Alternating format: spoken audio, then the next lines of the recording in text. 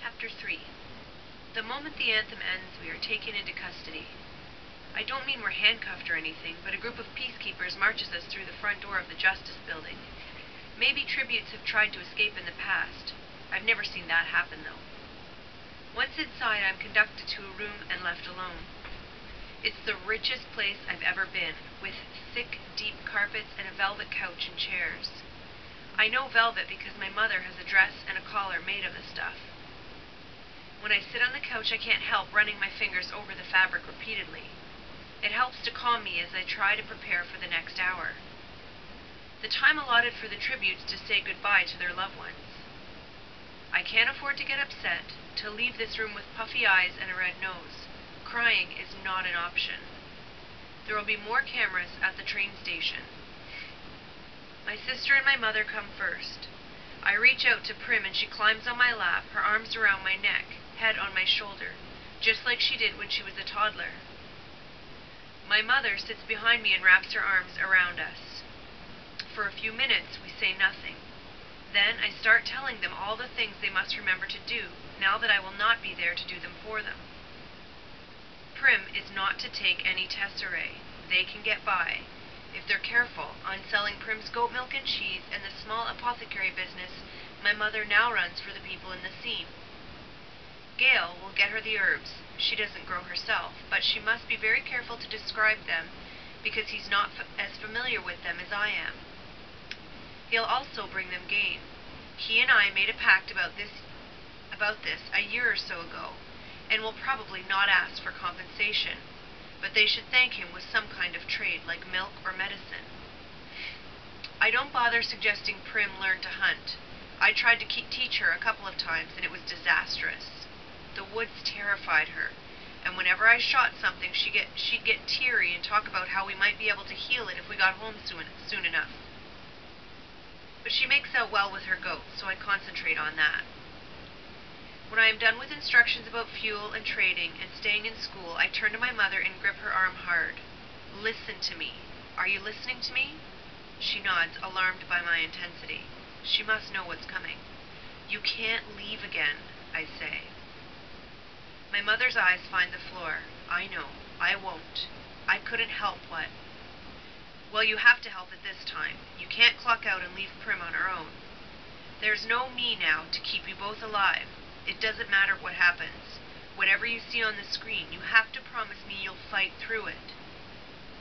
My voice has risen to a shout. In it is all the anger, all the fear I felt at her abandonment. She pulls her arm from my grasp, moved to anger herself now. I was ill. I could have treated myself if I had the medicine I have now. That part about her being ill might have been true. I've seen her bring back people suffering from immobilizing sadness since. Perhaps it is a sickness, but it's one we can't afford. Then take it and take care of her, I say. I'll be all right, Katniss, says Prim, clasping my face in her hands. But you have to take care, too. You're so fast and brave. Maybe you can win. I can't win. Prim must know that in her heart. The competition will be far beyond my abilities. Kids from wealthier districts, where winning is a huge honor, who've been trained their whole lives for this. Boys who are 2 to 3 times my size. Girls who know 20 different ways to kill you with a knife. Oh, there will be people like me too, people to weed out before the real fun begins. Maybe, I say, because I can hardly tell my mother to carry on if I've already given up myself. Because it isn't in my nature to go down without a fight, even when things seem insurmountable. Then we'd be as rich as Haymitch. I don't care if we are rich, I just want you to come home. You will try, won't you? Really, really try? Asks Prim. Really, really try, I swear it, I say, and I know because of Prim, I'll have to.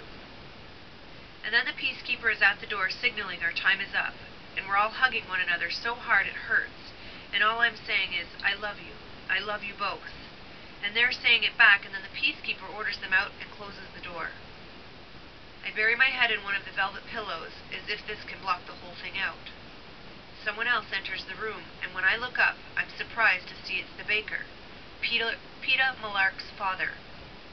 I can't believe he's come to visit me. After all, I'll be trying to kill his son soon. But we do know each other a bit, and he knows Prim even better. When she sells her goat cheeses at the hob, she puts 2 of them aside for him and gives her and he gives her a generous amount of bread in return. We always wait to trade with him when his witch of a wife isn't around because he's so much nicer. I feel certain he would never have hit his son the way she did over the burned bread. But why has he come to see me?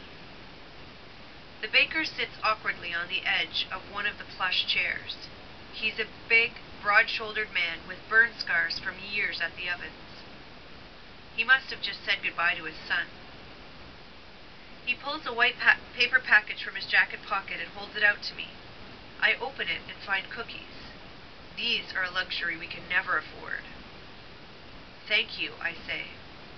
The baker's not a very talkative man in the best of times, and today he has no words at all. I had some of your bread this morning. My friend Gail gave you a squirrel for it. He nods, as if remembering the squirrel. Not your best trade, I say. He shrugs as if it couldn't possibly matter. Then I can't think of anything else, so we sit in silence until a peacemaker summons him. He rises and coughs to clear his throat. I'll keep an eye on the little girl, make sure she's eating. I feel some of the pressure in my chest lighten at his words. People deal with me, but they are genuinely fond of Prim. Maybe there will be enough fondness to keep her alive. My next guess is also unexpected. Madge. She walks straight to me. She's not weepy or evasive. Instead, there's an urgency about her tone that surprises me. They'll let you wear one thing from your district in the arena. One thing to remind you of home.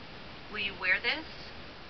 She holds out the circular gold pin that was on her dress earlier. I hadn't paid much attention to it before, but now I see it's a small bird in flight. Your pin, I say. Wearing a token from my district is about the last thing on my mind. Here, I'll put it on your dress, all right? Madge doesn't wait for an answer. She just leans in and fixes the bird to my dress. Promise you'll wear it into the arena, Katniss, she asks. Promise? Yes, I say. Cookies, a pin. I'm getting all kinds of gifts today. Madge gives me one more. A kiss on the cheek. Then she's gone, and I'm left thinking that maybe Madge really has been my friend all along. Finally, Gale is here, and maybe there is nothing romantic between us, but when he opens his arms, I don't hesitate to go into them. His body is familiar to me. The way it moves, the smell of wood smoke, even the sound of his heart beating, I know from quiet moments on a hunt. But this is the first time I really feel it, lean and hard-muscled against my own. Listen, he says. Getting a knife should be pretty easy, but you've got to get your hands on a bow. That's your best chance. They don't always have bows, I say, thinking of the year that there were only horrible spiked maces that the tributes had to bludgeon one another to death with. Then make one, says Gale. Even a weak bow is better than no bow at all.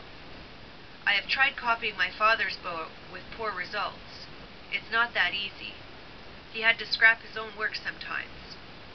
I don't even know if there will be wood, I say.